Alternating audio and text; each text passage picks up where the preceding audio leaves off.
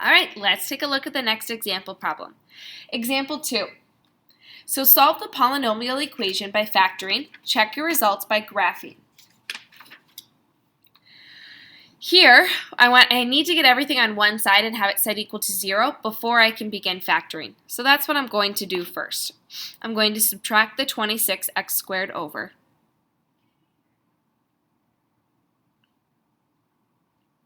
So I have x to the fourth minus 26x squared plus 25 equals 0. I have an x to the fourth term as my first and x to the second term as my second, which means I can factor this like a quadratic because it's 3 terms, all right? And we have x to the fourth and x squared. And that works the same way as it would for those quadratics that are x squared plus bx plus c. So I'm going to split the x to the fourth up into x squared and x squared. What two numbers multiply to be positive 25 but combine to be negative 26? Well, that would be minus 1 and minus 25. X squared minus 1 is a difference of two perfect squares because we can rewrite 1 as 1 squared. 25 is also a perfect square because we can rewrite it as 5 squared. So we can apply the difference of squares factor pattern here, and I know x squared minus 1 will factor into x plus 1 and x minus 1. X squared minus 5 squared is going to factor into x plus 5 times x minus 5.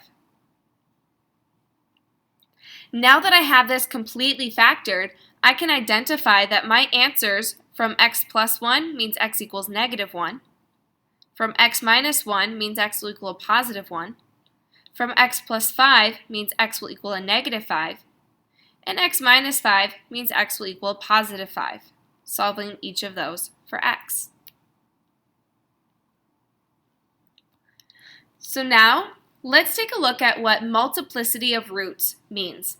Multiplicity of roots. So if we factor the following polynomial, 3x to the fifth plus 18x to the fourth plus 27x cubed equals 0. So let's go through and factor this. Greatest common factor between 3x to the fifth, 18x to the fourth, and 27x cubed is 3x cubed. That will leave us with x squared plus 6x plus 9 equals 0. X plus 6x plus 9 factors to be x plus 3 times x plus 3. Remember, we can also write x plus 3 times x plus 3 as x plus 3 squared. It means the same thing. If we were to solve each of these for x, this 3x squared is going to give us x equals 0, and x plus 3 is going to be x equals negative 3. And we have x plus 3 again, which is also going to give us x equals negative 3. So we only have two unique numbers. So what's happening here is your exponent of your degree of your polynomial, like this one, the highest exponent is a 5, so it's a degree of 5.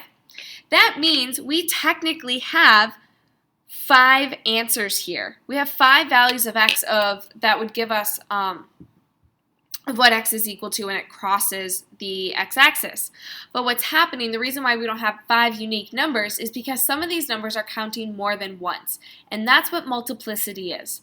Multiplicity of a root says, hey, we have this answer of x equals 0, but it has what's called a multiplicity of 3 because it's happening almost like 3 times. And x equaling negative 3 has a multiplicity of 2 because we get the answer x equals negative 3 2 times. Here's a graphical display to help explain what happens with multiplicity. Whenever you have an even multiplicity, that's when it's going to touch the x-axis but bounce away, like at the point negative 3, 0. Whenever you have an odd multiplicity, it is going to bend at the x-axis. Just so you can visually see on a graph what's happening and what these multiplicities mean.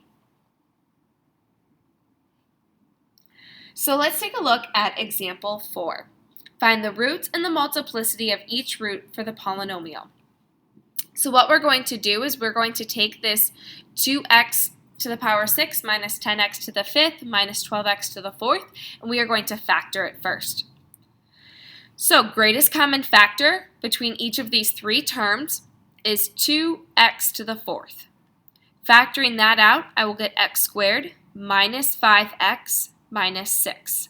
And I'm going to set it equal to 0 because, again, the goal is to find the roots, meaning I'm solving for x. So I need to set it equal to 0. Continuing the factoring process, what multiplies to negative 6 but adds to negative 5, that would be minus 6 and plus 1.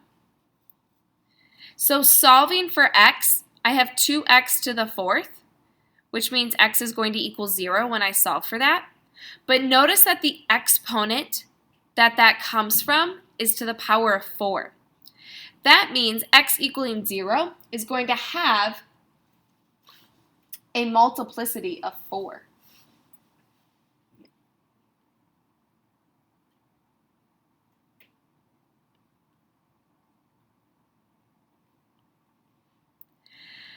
Because it's like we have 4 x's being multiplied together, and any of those 4 x's could be 0. All right?